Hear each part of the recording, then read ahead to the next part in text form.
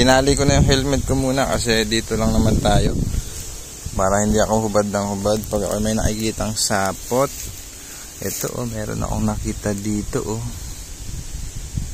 Awan ko lang kung anong laman na ito. Ay, malambot naman pala. Meron tayo dito magandang spot. Meron akong natanaw. Ang baba ng sapot mga kabihog. Ito. Baba Paano pa kaya ito nakapagbahay dito?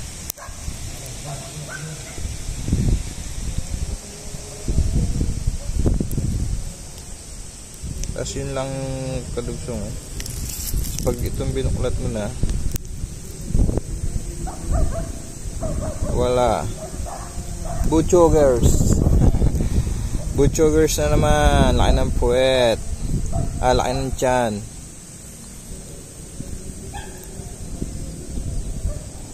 Ganda ng kanyang markings. Ayan. Solid yung tiyan.